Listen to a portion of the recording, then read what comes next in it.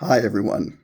Well, of course, we're all saddened, most normal people are, by the news of President Biden's cancer diagnosis. And, this happens in older men.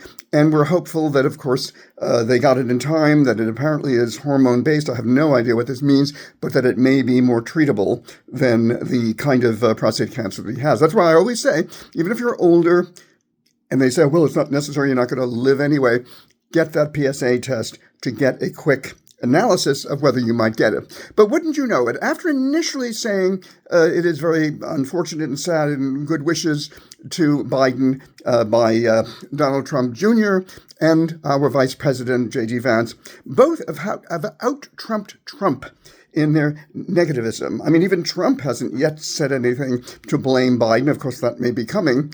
But they're twisting the news because they know that Trump is in trouble with the economy, and he obviously hasn't gotten Putin to peace talks with Zelensky, etc. So now they're saying, well, what was Biden doing with this illness and how he was ruining the country, which had a great economy until Trump came along, and all of this other stuff. But how low can these people go? And of course, the government, the Trump administration, which pardoned all of those goddamn, yes, rioters of January 6th in 2021 as he tried to overthrow the election.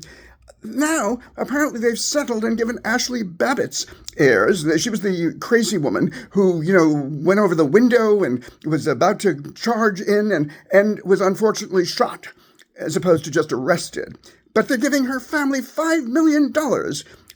What is wrong with this government? As if she's some sort of heroine. Did they give the family of the police officers who died that day or were severely injured, did they get a lot of money as well? I'm telling you, this is the most disgusting administration I've seen in my life, and I've, as you can tell, have lived a pretty long time, fortunately pretty healthy. Donald Trump Jr., if he ever gets any sort of significance in public life, that will be again, the fault of the idiotic people who put his father back in office after having been convicted 34 times and is the first president to be a convicted felon to come in the White House. But God damn it, leave Joe Biden alone.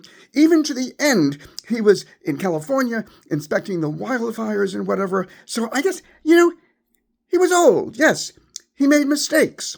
But he was in good enough fit form to leave this nation, and we were lucky enough to have Joe Biden, as unlucky as we are to have Trump and his family and Vance, that idiot, to say these terrible, despicable things. And by the way, are your groceries any cheaper? I don't think so.